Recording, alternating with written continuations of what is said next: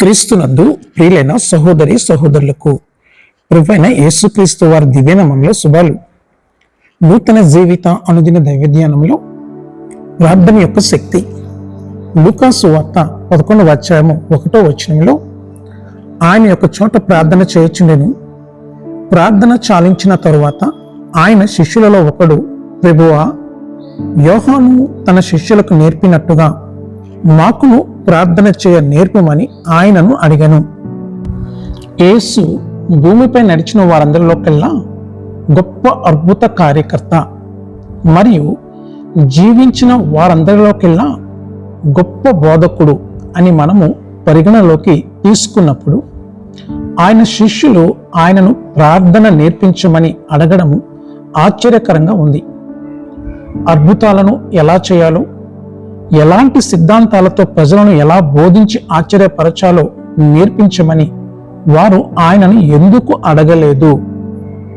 ఎందుకంటే యేసు ప్రార్థన జీవితము ఆయన అద్భుతాలు లేదా సిద్ధాంతము కంటే శక్తివంతమైనది. నిజానికి తండ్రితో ఆయన ఐక్యత ఆయనకు అద్భుతాలు చేసే శక్తిని మరియు అంతకు ముందు ఎవరూ మాట్లాడిన విధంగా మాట్లాడే అధికారాన్ని ఇచ్చింది. తన తండ్రి తన ద్వారా అద్భుతాలు చేస్తున్నాడని మరియు తన సిద్ధాంతము తనది కాదని, తండ్రిదేనని యేసు పదే పదే చెప్పాడు. నేడు కూడా అదే నిజం.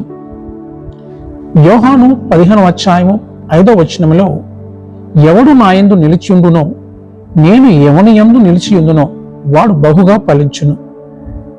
నాకు నేరుగా ఉండి మీరేమీ చేయలేరు అంటే యేసు లేకుండా మనమేమీ చేయలేమని మనకు అర్థమవుతుంది. ప్రార్థనతో పాటు మనము చేయవలసినవి చాలా ఉన్నాయి. అయితే ప్రార్థన లేకుండా మనము సమర్థవంతంగా చేయగలిగేది ఏమీ లేదు. ఆయనలో నిలిచి ఉండడానికి ప్రధాన మార్గాలలో ఒకటి ప్రార్థన. యోహాను సువార్త 15వ అధ్యాయం 7వ వచనములో, నా యందు మీరును మీ యందు నా మాటలను నిలిచియుండుని ఎడల మీకేది ఇష్టమో అడగండి, అది మీకు అనుగ్రహించబడును. కాబట్టి మన అభ్యర్థన ఈ శిష్యుల మాదిరిగానే ఉండాలి. ప్రభువా, మాకు ప్రార్థన నేర్పించండి. మనము ప్రార్థనకు సమాధానాలు పొందుతామని ఆశించాలి. ఇష్టపూర్వకంగా తండ్రి మన ప్రార్థనలకు సమాధానం ఇవ్వడానికి సిద్ధంగా ఉన్నాడు. అడగండి మరియు స్వీకరించండి. అట్టి కృప దేవుడు దయచేయునుగాక. ఆమేన్.